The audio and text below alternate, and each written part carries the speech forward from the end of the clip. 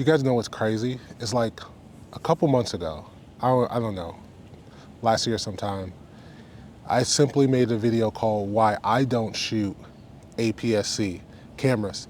And then I gave like what I thought was a lot of sound reasons why I, a boy named Jamil, didn't shoot APS-C.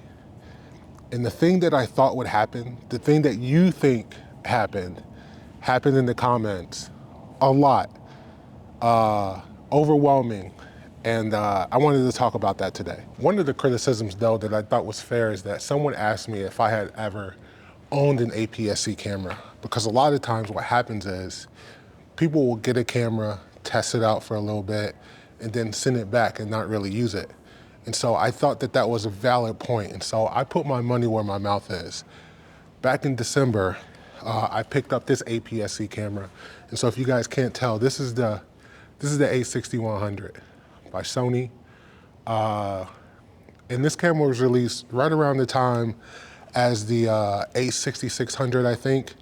Not as new as the A6700.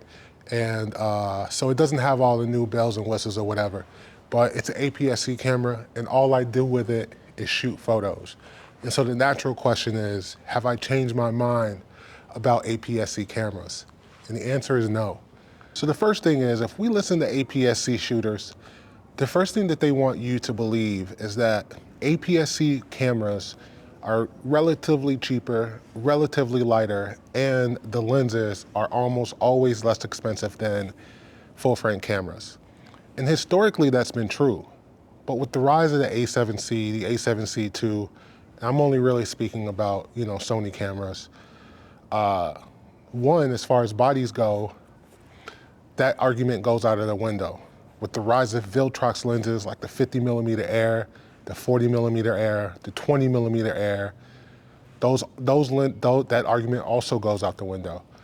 And then I think that they might try to back up that comment with the fact that like those are cheap Chinese lenses or whatever it is. And I think that that's always been the case with APS-C lenses. The only lens maker who I think made some relatively cheap APS-C lenses is the Sigma Trio, and it's true, you can get those for relatively cheap. But the next argument about APS-C cameras totally blows that argument out the window, because every single time someone will bring up either the A6700 or the Sony FX3. And here's the thing, you know who's not going out and buying A6700s and Sony FX3 30s? I should have said 30s. Beginners. They're not buying those cameras.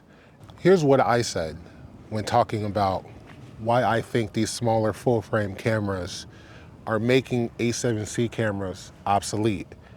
I said, for a little extra money, the money that you would spend on a good APS-C lens, especially if you're buying like a Sony APS-C camera, the money that you're gonna spend on that APS-C lens, you could use that money to get a used A7C and a really cheap 50mm Viltrox lens. And then the people came out and they were like, oh, the A6700 has, 10-bit 422, and it shoots at burst speeds up until this, and yada, yada, blah. You know who doesn't care about 10-bit 422 and Sony S-Log3 and all of this other stuff? Beginners. More importantly, you know who shouldn't care? Beginners. Because if you were someone who is giving people advice on the camera that they should be buying as a beginner, you should be telling them that all of those features don't matter.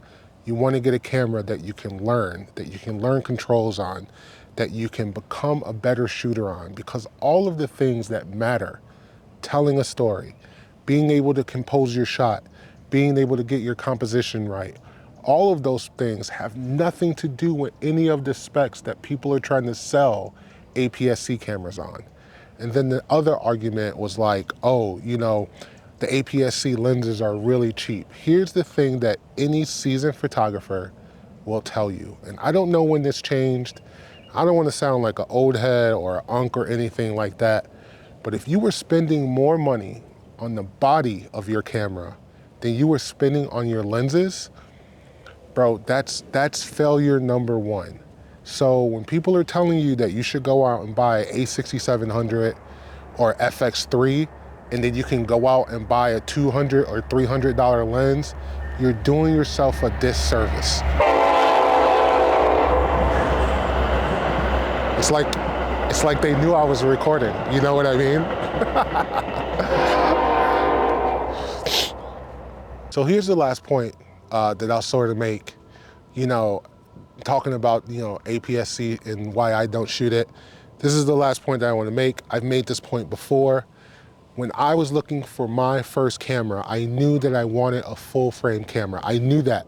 I had did my research. I had, you know, done all of the stuff, and Sony full frame is the camera that I went with. Now, here's the point that I always made about APS-C cameras. Jared Polin gives away a free camera every year, right? To someone, you know, I think mostly it's their first camera. I think sometimes, you know, people have had cameras and they said that they were gonna pay it forward and give that camera away. Here's what never happened. Here's what never happened. No one ever won that contest, as far as I know, and chose a Sony or chose an APS-C camera, right? People walking into camera stores, you know, with all things equal, and the camera store owner says, like, pick whatever you want. No one's going in there and picking, you know, a A6700 or a FX30. No one's picking a XT3. You know what I mean? They're gonna go full frame. And if, you know, allowed to, I think that maybe if it were me, I'd even go medium frame at this point. But that's my point. No one's dreaming about Sony APS-C cameras. The people who are buying, who are legitimately going out and buying APS-C cameras, who know what they're doing, are people who already know what they're doing. And people who are, you know, one day dreaming to upgrade to full frame, right? It's their first step towards full frame. If someone asks me what I think their first camera should be, I think you should skip that step. I think you should go out and buy the cheapest full frame camera that you can buy. Get yourself a cheap lens, cheap 50mm, and learn on that. If you are someone who carries around APS-C as your third or fourth, or you're someone who's an amateur who's just like, I'm never gonna, you know, do anything more than amateur photography, I'm not talking to you. This is not, you're not my target audience. I'm talking specifically to people who ask me, Jamil, a boy named Jamil, I'm looking to buy my first camera. What do you think that first camera should be? And those are the people who I'm talking to. So if you've ever asked me that, and I've ever not given you an answer, and you're looking for an answer, this is the answer that I stand by now. It's the answer that I've stood by a couple years ago. I think you should go out and buy a Canon RP. It's a good camera to go out and learn on. It's a camera that you don't have to take any, you know, compromises with, and it's a camera that you're gonna learn to be able to be a great photographer and a great videographer if that's what you want to be able to do. Forget all of the specs, forget all these new specs, forget all this 10-bit 222 and all of the AI and all of that stuff. Just become a better photographer. That's the camera that you're gonna be able to do it with. So that's everything that I wanted to say. I don't know if I'm gonna post this video, but if I do and you like it, give me a thumbs up, and I will see you guys in the next one. Peace.